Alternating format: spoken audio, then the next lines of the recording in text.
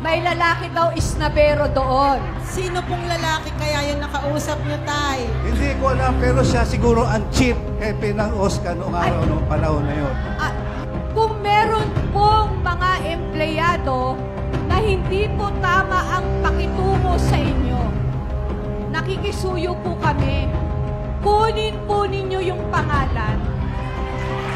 Gusto niyang bumalik sa solo parents kasi grade 12 na yung anak niya. Pwede pa po ba yun?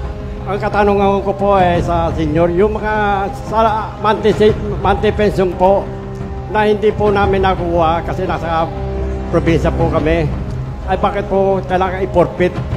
Meron po isang quarter na hindi ako nabayaran ng pensyon.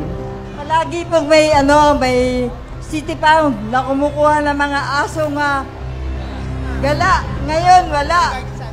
Kaya ang dami-dami pong nakalat-kalat dyan. Delikado pong makakagat yung mga yun. Hindi ko na marirenew yung ID ko kasi nga wala na akong dependent. Apo. So, ang sa akin, kung may consideration ba para ma-renew yung ID ko for me lang as an individual person, as a solo parent. Ito po ay paraan namin para marinig naman po namin kayo na aming pinaglilingkuran. Dahil gusto po namin manggaling sa inyo, ano ba ang dapat naming gawin? Tulungan niyo po kami.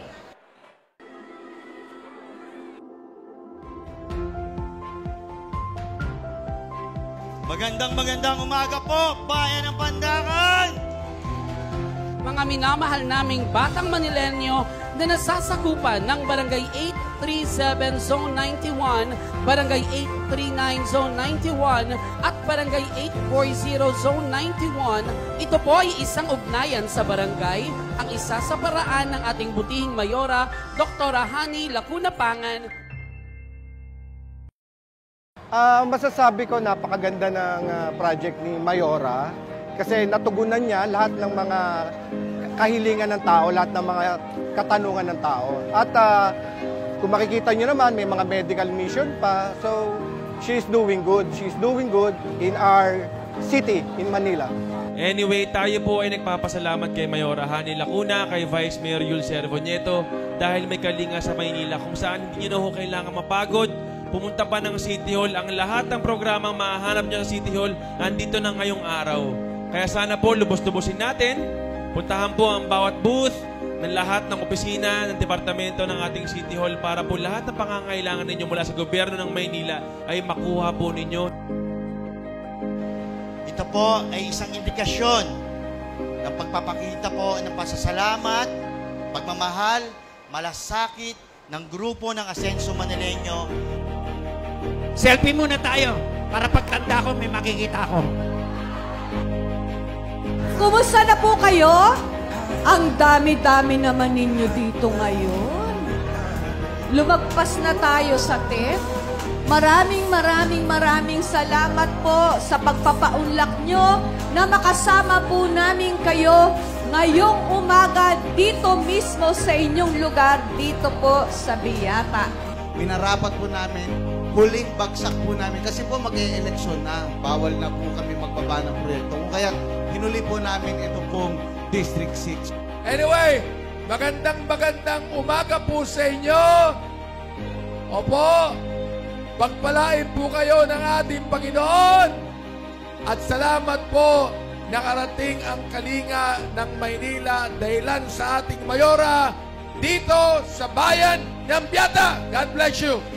Sa ngayon po ay nadama namin ang pagdamay ng aming Mayora sa mga mamamayan.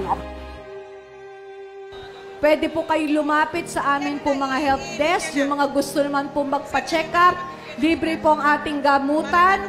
Lumapit po kayo, may libreng gamutan at libreng gamot. Sa magpapabakuna ng mga alaga nila, meron din po tayo. At kung ano-ano pa. Alam naman ninyo, ang number one problema natin ngayon ay ang napakataas na bilihin. Gaya ng bigas.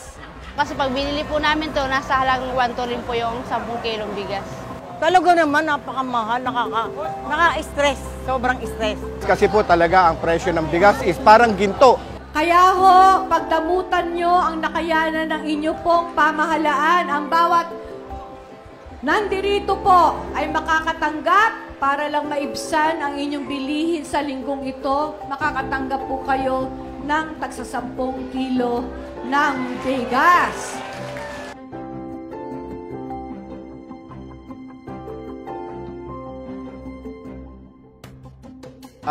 Kagalang-galang na Doktora Mayora Hani Lacuna ay nagpapasalamat sa inyong pamumuno dito sa aming syudad. At mabuhay po kayo. Napakaganda ng inyong ginagawa. Salamat po, maraming salamat po. Mayora, Doktora, napakalaking bagay na itinulong nyo at maraming salamat. Mabuhay po kayo. Maraming salamat po sa inyong lahat ng pagsisikap. The best naman po ang inyong ginagawa. Salamat po, Mayor Hani Lacuna. I love you po.